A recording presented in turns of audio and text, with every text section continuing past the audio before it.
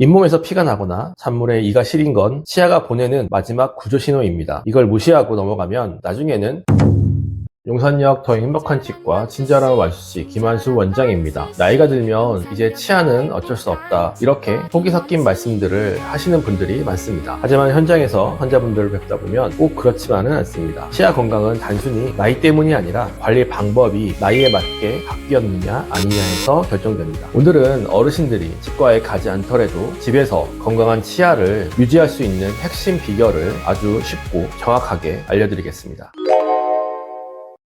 나이가 들면 우리 몸에서는 여러 가지 변화가 생깁니다. 그중 가장 큰 변화 중에 하나는 입안에 침 분비가 줄어든다는 점입니다. 특히 고혈압이나 당뇨약을 드시는 분들은 약 부작용으로 입이 더 바짝바짝 마르기도 합니다. 이 침은 단순한 물이 아니라 세균을 씻어내고 입안 산도를 조절해 충치를 막아주는 천연 보호막입니다. 그래서 입이 마르면 충치와 잇몸병이 훨씬 쉽게 생길 수밖에 없습니다. 또 하나의 중요한 변화는 잇몸이 내려가면서 치아 뿌리가 드러난다는 점입니다. 이 뿌리 부분은 치아 머리보다 훨씬 약해서 충치가 생기면 진행 속도가 두세 배 정도 빠릅니다. 이걸 치근 우식이라고 하는데 어르신들이 치아를 뽑게 되는 아주 무서운 주범입니다.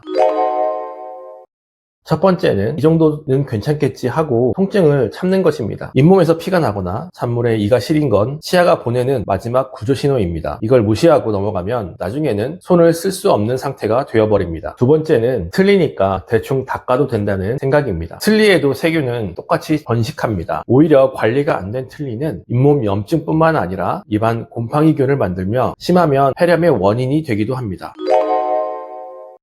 물을 자주 마시는 것입니다. 입안이 마르지 않게 물을 자주 머금어 주세요. 단순히 마시는 것보다 입안 전체를 헹구듯 머금었다가 삼키는 습관이 구강 건조를 막는 가장 중요한 보약입니다. 양치질은 좀 더 부드럽게 하세요. 깨끗하게 닦는다고 억세게 문지르면 오히려 드러난 치아 뿌리가 다 깎여 나갑니다. 살살 정성껏 닦는 게 기술입니다. 특히 잠들기 전 양치질은 낮보다 훨씬 더 중요합니다. 자는 동안 세균이 가장 활발하기 때문입니다. 치실과 치간칫솔은 무조건 사용하세요. 칫솔만으로는 치아 사이의 치태를 60%밖에 닦아내지 못합니다. 나머지 40%는 반드시 치실이나 치간칫솔이 들어가야 닦입니다. 틀니는 반드시 분리해서 세척하세요. 잠잘 때는 잇몸도 씌워야 하니 꼭 빼두셔야 합니다. 여기서 중요한 팁은 틀니 닦을 때 치약은 쓰지 마세요. 치약의 알갱이가 틀니에 상처를 냅니다. 주방 세제나 전용 세정제를 쓰는 것이 가장 안전합니다. 6개월마다 정기적으로 치과에서 검진하시는 것입니다. 아프지 않아도 6개월에 한 번은 치과와 친해져야 합니다. 미리 발견하면 간단히 끝날 치료가 늦어지면 큰 수술이 됩니다. 치아는 한 번 잃으면 결코 다시 돌아오지 않습니다. 단순 노화라고 생각하지 마시고 다음 증상이 있다면 반드시 검진을 받아보세요. 음식을 씹을 때 찌릿한 통증이 있다. 찬물뿐만 아니라 뜨거운 음식에도 이가 시리다. 잇몸이 붓고 피가 자주 난다. 입냄새가 갑자기 심해졌다. 치아가 예전보다 길게 보이거나 음식물이 자꾸 낀다. 이건 지금 당장 치료가 필요하다는 몸의 경고입니다. 궁금한 점은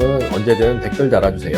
성실히 답변해드리겠습니다. 지금까지 용산역 더 행복한 치과 친절한 완수씨 김한수 원장이었습니다. 감사합니다.